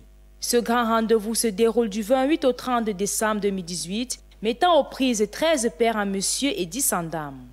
Ce tournoi est une aubaine pour les athlètes camerounais qui devront se frotter aux différents pays en lice pour la dite compétition. Le but de ce tournoi est de permettre aux différentes paires camerounaises d'améliorer leur niveau de jeu et d'être plus compétitifs sur la scène mondiale et bien plus africaine. Un peu plus tôt, les différents arbitres ont eu un séminaire de formation sous la supervision du président de la Fédération camerounaise de volleyball. Travaux qui leur a permis de saisir l'importance de s'arrimer aux différents standards mondiaux. Avec cette compétition, plusieurs athlètes devront sortir leur épingle du jeu afin de remporter le Graal.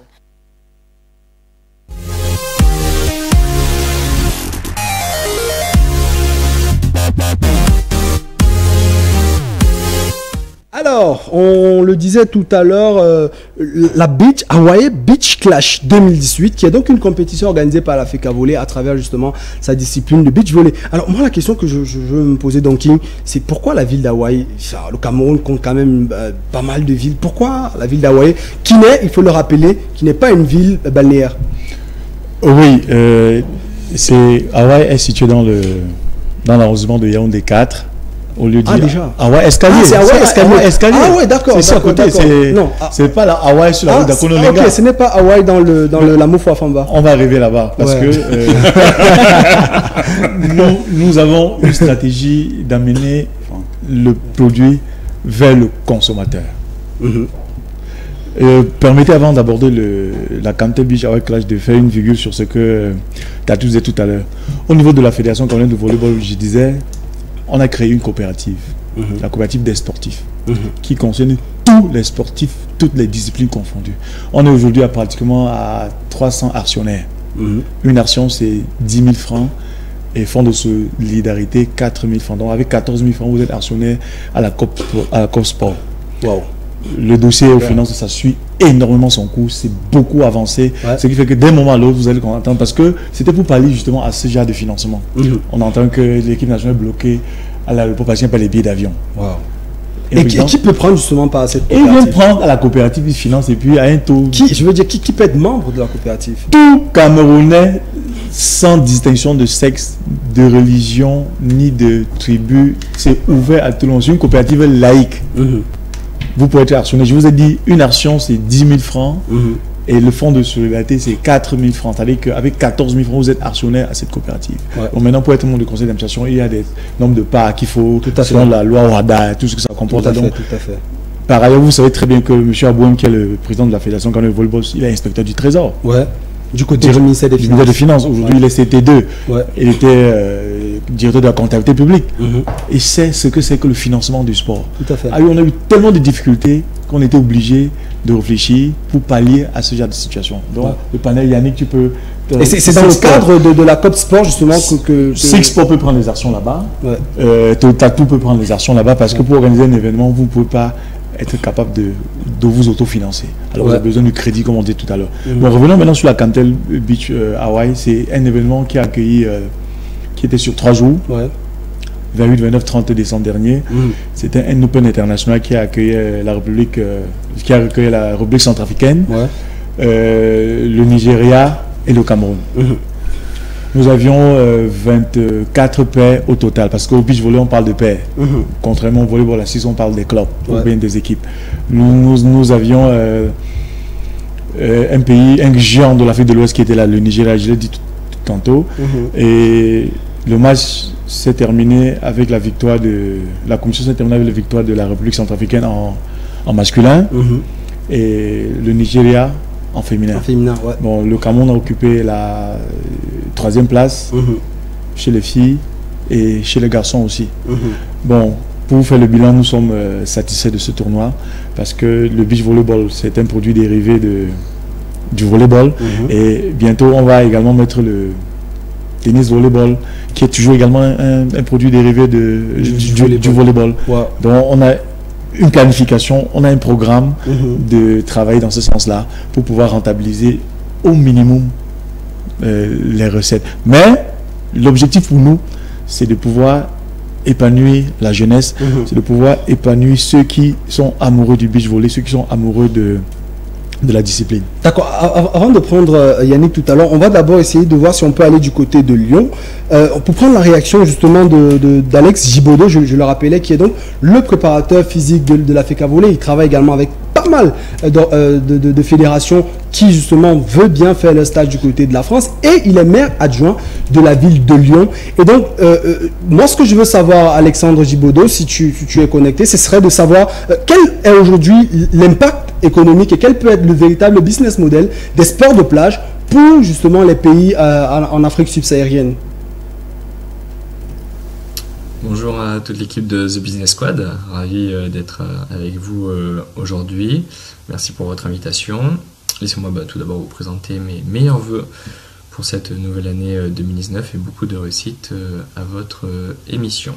Concernant la question que vous m'avez posée aujourd'hui sur l'impact économique des sports de plage, à l'instar du beach volley, pour accroître le tourisme et la compétitivité économique des pays d'Afrique subsaharienne, je crois qu'il faut se poser la question de ce qui fait le tourisme. Le tourisme, il peut être le fruit de commerce, de marché, d'affaires par des personnes, ou bien tout simplement du plaisir, d'avoir des vacances, de visiter, de découvrir de nouveaux pays.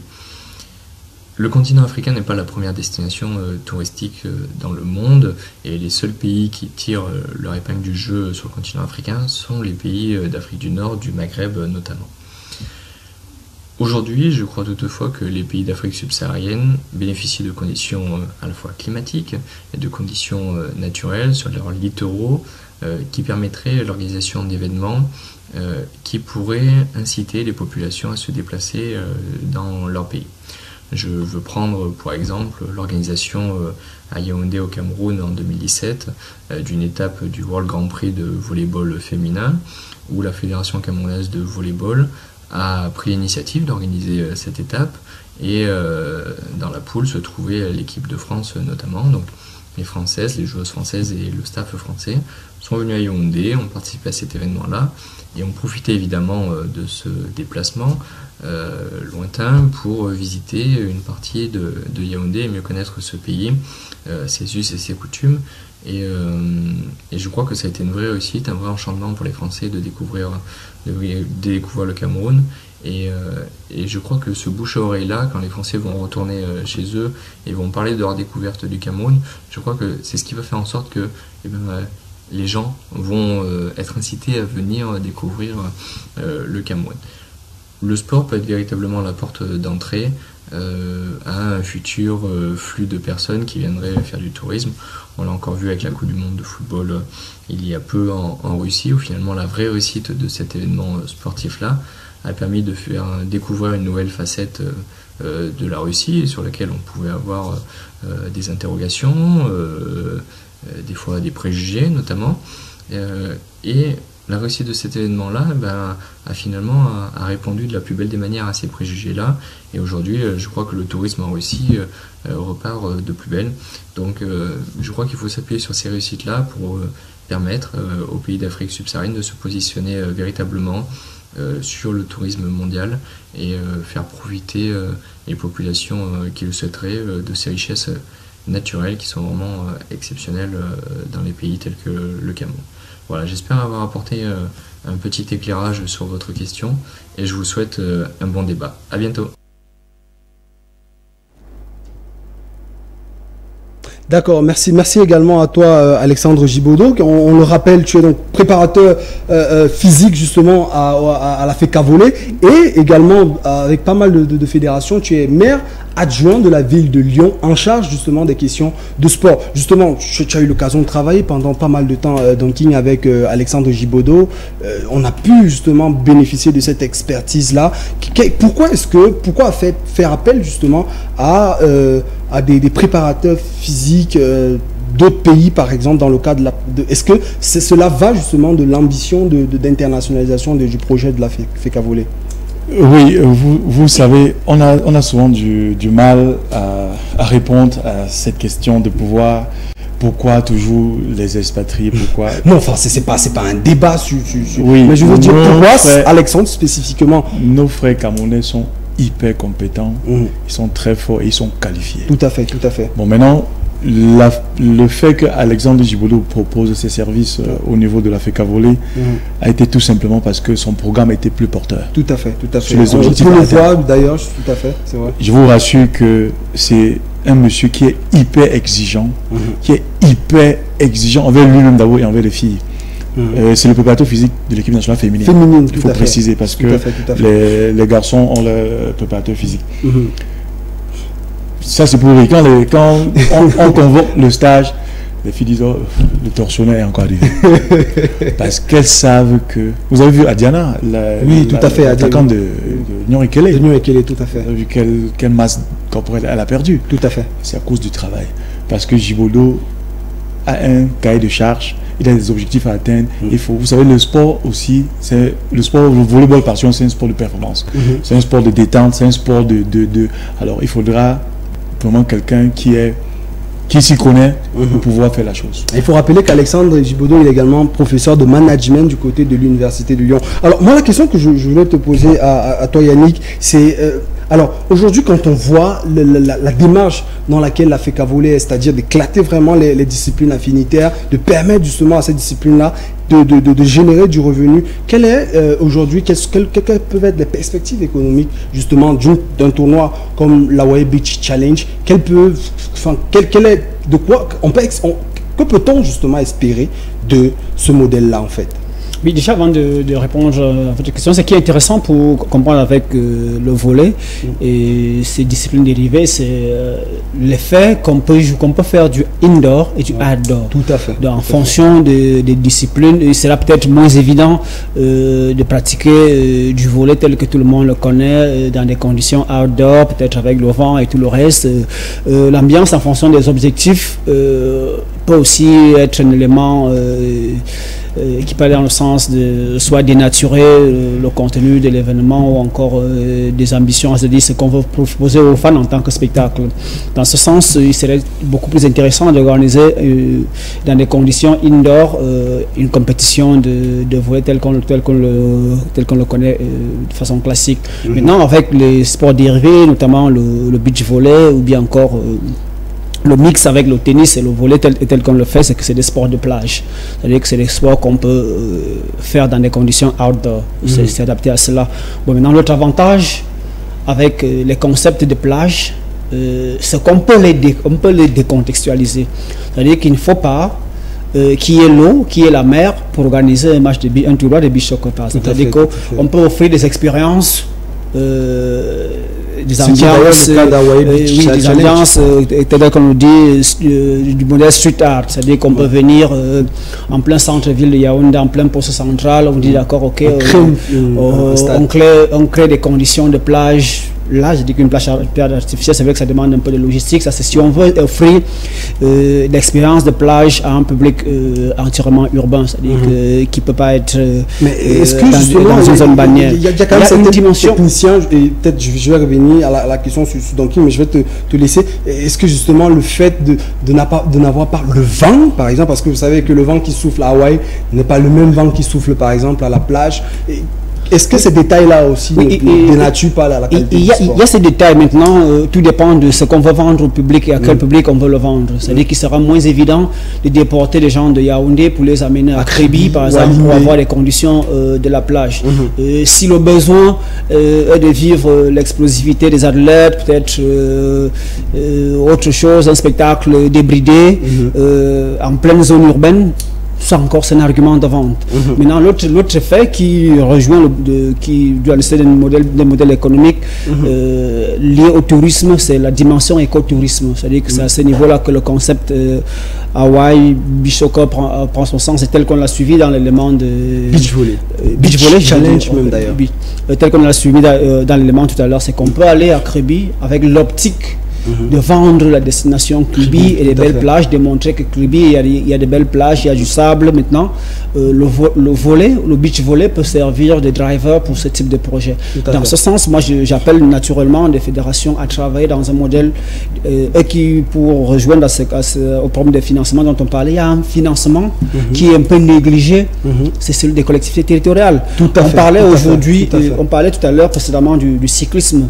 Je veux rappeler qu'en France, par exemple, quand on organise le Tour de France, ASO, par édition, lève près de 300 millions de francs auprès des collectivités territoriales. Par exemple, le concept ville d'accueil, ville d'arrivée, ville de départ, c'est un concept qui est sur appel d'offres. Tout à fait. Chaque fois que vous avez une étape du Tour de France, dans une ville, c'est que la collectivité a payé pour son tourisme, tout à fait.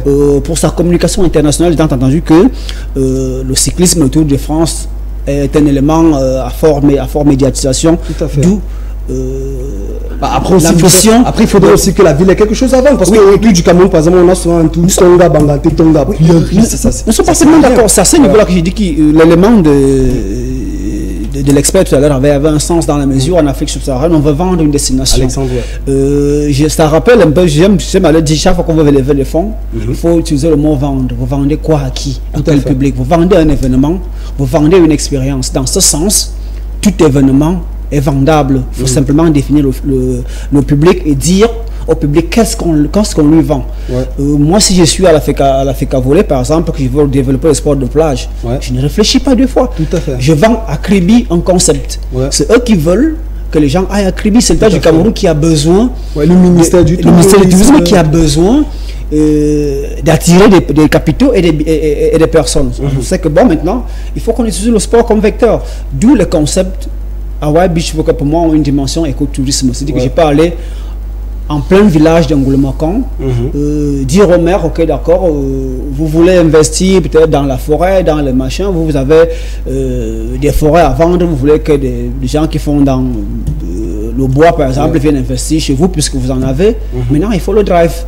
Par quoi ils rentrent en contact avec vous? À ce moment-là, moi je pense que l'événementiel sportif est un atout pour les pays africains. Maintenant il faudrait que en amont, les fédérations intègrent ça, qui comprennent que les collectivités ont ce besoin-là et qui leur vendent l'événementiel sportif comme un driver. Dans ce sens, des événements comme celui-ci auront toute une portée. On peut le faire dans le nord, à l'est, du temps entendu qu'il ne faut pas une plage, il faut du sable, et le sable on peut en trouver au Cameroun, partout au Cameroun. Donc un concept comme celui-là, moi je... Alors qu'est-ce qu'on peut vendre concrètement, Tatou, dans le cadre d'un événement comme celui-là? On sait quand même que la Hawaii Beach Soccer Beach, tu vois la situation, tu me mets Yannick, c'est pas sérieux. On sait que la Hawaii Beach Clash Volley a justement bénéficié quand même d'une certaine couverture médiatique, mais ce n'est pas assez. Qu'est-ce qu'on peut vendre justement lors d'une compétition comme celle-là de manière concrète en termes de merchandising et de produits dérivés? Mais moi je pense déjà que Yannick il a dit Au-delà de l'aspect touristique, bien sûr. Non. En fait, faudrait pas négliger l'aspect touristique parce que je pense même qu'au niveau du ministère du Tourisme, il y a un budget qui est alloué à ce genre d'événements, d'initiatives. Donc, il faudrait peut-être que la Fédération camerounaise de volleyball se rapproche du ministère du Tourisme parce que, vous savez, comme on l'a dit tantôt, il y a le producteur, il y a le réalisateur. Ouais. Et puis au-delà de ça, il y a le diffuseur. Est-ce qu'on va encore taper les doigts à la FECA? Non. En fait, par exemple, nous les marchés, FECA. En fait, le truc c'est que ça ils ont déjà compris. Donc le truc c'est que il faudrait qu'on arrive à dire aux fédérations. Je prends un exemple très simple. Moi, par exemple, je vais dire à la Fédération camerounaise de volleyball.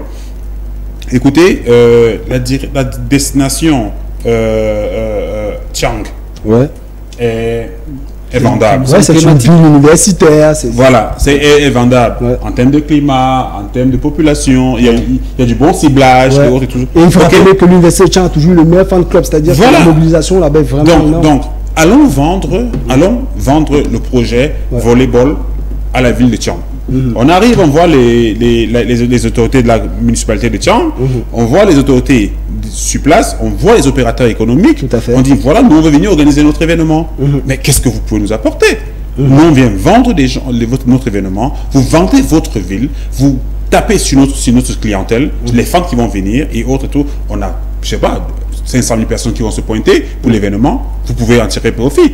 Donc, c'est en fait des éléments comme ça là qu'il faudrait qu'on arrive à instituer, c'est-à-dire le promoteur trouve, comme Yannick a dit, une niche, une cible, et dit, OK, avec cette cible-ci, il y a de la clientèle. Maintenant, qui peut m'accompagner autour? Qu'est-ce qu'ils ont à bénéficier s'ils m'accompagnent? Donc, c'est définir les besoins, définir les objectifs, définir la cible, et je pense qu'ensemble, on pourra trouver le meilleur moyen de se faire des rentrées. Ouais, tout à fait, et justement, ça augure quand même de bonnes choses du côté de la FECA Volley.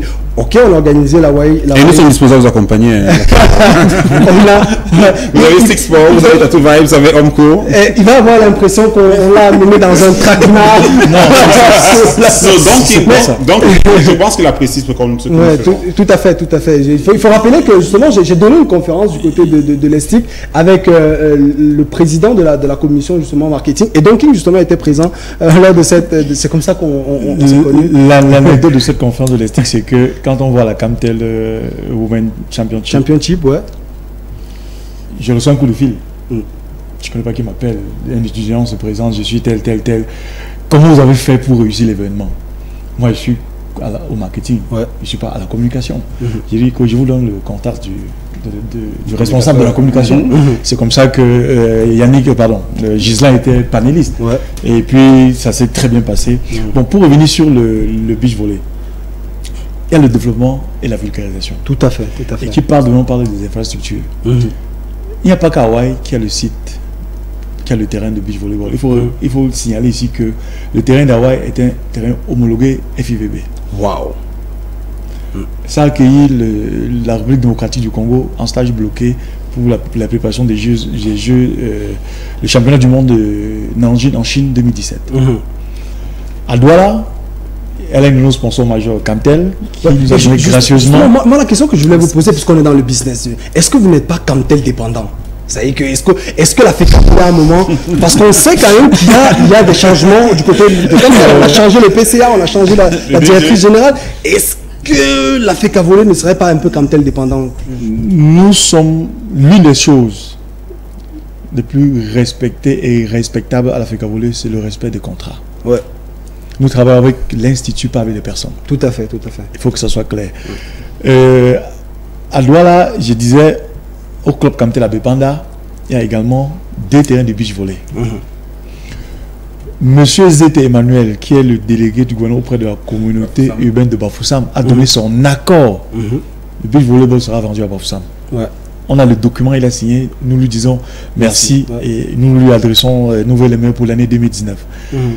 À Garoua. Donc peut-être lors des prochaines Dixiat, on pourra avoir des compétitions J'en arrive. À Garoua, à Ngaoundéré, le délégué du gouvernement auprès de la communauté urbaine de Ngaoundéré a donné son accord pour le terrain du beach volleyball.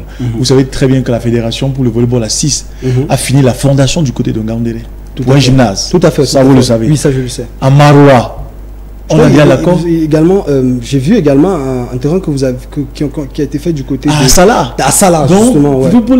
Comme Yannick dit, dans les poules, et j'ai dans moi, c'est pas une confidence, l'arrondissement de Bukito et à Nituku également, le maire de Nituku a donné son accord pour les échanges, comment faire pour créer un terrain de volleyball à 6 de ce côté-là. Donc nous allons vers les populations. Alors, c'est vrai que les maires doivent nous accompagner, ce qu'ils font déjà très bien. La décentralisation y faisant, on va accentuer. À Maroua, il y aura un terrain de beach volleyball. Bon, il faut poser que les maires peuvent accompagner, mais les chefs de village peuvent s'accompagner, comme à Salah par exemple. À Salah, oui. Parce que Sa Majesté, il y a quand même. Sa Majesté qui a vraiment mis une grosse part quand même de financement. Même s'il faut rappeler que c'était un financement participatif. C'était un crowdfunding. Il faut dire que l'actuel chef a joué un très grand rôle. Oui, et nous, il faudrait. Et c'est ce qu'on veut en fait. Tout à fait. Donc il faut continuer. Ça veut dire que Tatou, il connaît bien le projet, il connaît bien comment ça fonctionne. Tout à fait. Chez nous, c'est le crowdfunding et qui fait que ça marche très bien. J'ai vu l'infrastructure, c'est pour souvenez-vous, la localité d'Assala, c'est pas mal. Souvenez-vous quand le bureau exécutif entrait, il y avait le projet de construire le gymnase baptisé Balas. On lançait un voleur, un fer, un voleur, un sard de ciment, un voleur. Ce projet, il est en cours. Tout à fait. Donc ça veut dire que c'est le crowdfunding qui fonctionne chez nous. Donc maintenant, le beach volleyball, c'est un produit hyper vendable. Tout à fait. C'est du fun, c'est le disc jockey, c'est la on a l'impression que la Camtel évite quand même les villes balnéaires à l'instar de Kribi ou de Limbé, ou même de Douala, même si à Douala ça devrait être à la plage et pas peut-être au club Camtel dépendant. Là, vous m'obligez, au risque de ne pas passer à votre service commercial, de dire que le point vert où la Camtel Hawaii Clash s'est déroulé le week-end dernier, M. Meka a donné son accord pour un terrain de beach volleyball à Kribi. Ça, c'est plage privée. Pas plage publique où le ministère du Tourisme ou l'État du Cameroun avec le MICAF gère. Non, j'ai dit, M. Meka a donné son accord pour les plages privées. Alors maintenant, ça veut dire que dans la perspective à venir, nous avons beaucoup de choses, beaucoup de beach volleyball à vendre de partout. D'accord. Ce qui attire les gens au beach volleyball, c'est quoi? C'est l'animation, c'est les belles nanas, c'est ces bikinis, c'est sexy. Mais les t-shirts mouillés. Alors, nous, vraiment, on va ressortir de cette émission comme Raksha aime souvent bien le faire. C'est vrai qu'elle m'a donné vraiment la patate chaude aujourd'hui. Elle m'a passé une patate totalement chaude. J'espère qu'elle sera. J'aurai l'occasion. Elle aura quand même l'occasion de se racheter lorsqu'elle va revenir d'où elle est. Après avoir pris l'avion, elle va nous garder beaucoup de cadeaux. Mais avant, on va passer à la rubrique que Raksha aime le plus. Bah, c'est le quiz. Je suis pas du quartier.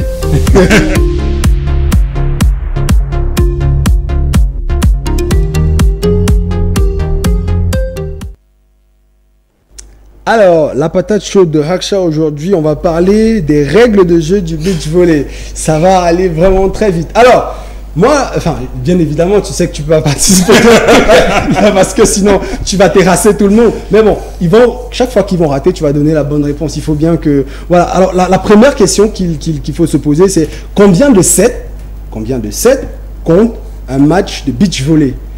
Combien de sets? Techniquement, 2 sets, mais le troisième est décisif. Ah ouais, super, félicitations, ça s'applaudit. Alors, combien de points compte un set de beach volley? Ben, je sais pas. 21 points. Tatou est vraiment engagé. Alors, la dernière question, combien de remplacements sont admis justement lors d'un match de beach volley? Aucun. Il a préparé les coups. C'est ça l'importance d'avoir le conducteur pour l'émission. Tout est calé parce que c'est que le beach volley se joue à 2. Ça c'est magnifique. Tout à fait. Donc, le beach volley se joue à 2, il n'y a pas de remplacement. Eh bien, c'est sur cette note d'humeur et surtout note d'humour qu'on va se quitter. C'est vrai que ça n'a pas été facile. Nous, on est des consultants. On n'a pas tout dit. On n'a peut-être pas tout dit. On aura l'occasion de revenir. Vous savez, le volleyball aujourd'hui, on va le dire, peut-être l'une des raisons pour lesquelles on a créé cette émission, parce qu'on a vu qu'il y avait un sursaut, autant pour moi, d'initiatives de ce côté-là. Et justement, on se dit, le business model du volley pourra permettre aux autres fédérations d'évoluer. Bien évidemment, on vous aura toujours dans le King quand on parlera volley. Ça sera un plaisir. Ce sera peut-être aussi bien d'avoir de temps en temps le président Serge Abon qui est très ouvert. Malheureusement, peut-être les contraintes de temps, il est déjà CT. Contraintes professionnelles, CT2, c'est plus évident. C'est pas évident et tout. On aura toujours, Alexandre, je sais que tu es connecté toujours du côté de Lyon. On t'aura toujours, chaque fois qu'on discutera en termes de management, de sport, c'est important toujours d'avoir des avis extérieurs pour pouvoir mener à bien tout ça. Moi, je ne suis pas présentateur, je suis un consultant en management et en marketing du sport, mais Racha, pour la première émission de l'année 2019, a bien voulu que ce soit moi qui présente cela. Et donc, un dernier mot chacun pour ressortir justement de cette émission-là, 30 secondes. Quel est le dernier mot, ou tout au moins, quel est le leitmotiv du mouvement sportif pour cette année 2019 selon toi, Tato? Déjà, moi j'appelle à la synergie, à la mutualisation des efforts, des forces, des savoir-faire. Parce que nous, en tant que, quand il dit nous, les différentes agences de marketing sportif et de management sportif, nous devons amener les fédérations, les producteurs de contenu à nous faciliter la tâche, au besoin même créer nous-mêmes notre propre contenu. Parce que je crois que aujourd'hui, Vivendi Sport l'a fait et ils n'ont pas forcément attendu à avoir l'accord d'une fédération quelconque ou d'un ministère. La dernière fois, on parlait du tournoi NOAH avec BGFI. Même le tournoi de basketball NOAH Street Challenge. Voilà, donc il faudrait que nous, agences de sport aujourd'hui, si nous avons, comme Yannick a dit, parfois des dirigeants réfractaires aux idées nouvelles, créons notre propre contenu, mutualisons nos efforts, vendons la destination sportive Cameroun. On va le faire. Et je pense que... On aura la CAN 2021. S'il y a un glissement. Je n'ai pas parlé de glissement. On va faire un glissement vers toi. Non, pour faire beaucoup plus sérieux, je veux simplement déjà remercier tous ceux qui nous font confiance, tous ceux qui partagent ce que nous faisons ici. Et maintenant, faire un vœu, demander à nos amis, à nos clients, qui soient de la fédération, des pouvoirs publics, des collectivités territoriales, à comprendre premièrement que le sport c'est le meilleur vecteur. Si on va atteindre un large public, il faut utiliser le sport. Maintenant, quand on veut utiliser le sport, il faut aussi penser à faire appel aux professionnels, ceux qui savent le besoin des fans, qui peuvent créer l'expérience fan, qui peuvent créer l'expérience à une marque, et puis qui peuvent assurer un retour sur l'objectif aux fédérations et au pouvoir public. Tout à fait. Donc, on ressort par toi. Merci d'être passé d'ailleurs. C'est avec beaucoup de plaisir nous, c'est un club, c'est des amis. C'est un plaisir très partagé. J'ai pas vu le temps passer. Pour revenir sur le dernier mot, c'est la mutualisation. Tout à fait, tout à fait. Parce que je vais chuter par la COP Sport, par exemple. Oui, je vais chuter par une anecdote. Quand j'arrive aux Émirats, il y a peut-être, pour la première fois, il y a peut-être 10 ans, la première chose qui attire mon attention, c'est toutes les entreprises que je vois, toutes les boutiques. C'est LLC, Liability Limited Corporation. Je rentre à l'hôtel, je réfléchis, je dis, mais attends, qu'est-ce qui se passe? C'est-à-dire que les gars ont compris que pour réussir, il ne faut pas être seul. Il faut c'est la société à responsabilité limitée. Qu'est-ce que Sixport sait faire? Qu'est-ce que Tatou sait faire? Qu'est-ce que Ghislaine sait faire? Qu'est-ce que moi je sais faire? Nous mutualisons nos forces et puis on va réussir. Imaginez que si on a besoin, si j'ai un projet de 20 millions, le banquier n'arrive pas à me donner 20 millions, et que j'ai créé une société à responsabilité limitée, nous sommes ici 4 sur le plateau, et que chacun lève un fonds de 4-5 millions. Le quota il est atteint, on lance l'entreprise. La mutualisation. La mutualisation, et je pense que c'est sur ce mot justement que nous allons donc devoir nous quitter. Nous vous donnons donc rendez-vous dimanche prochain, même heure, même chaîne, même canal. J'espère que là, Racha sera là avec vous et que voilà, je vais pouvoir me débarrasser de cette patate chaude. Donc vous passez une très bonne journée et bien de choses à vous. Ciao, ciao.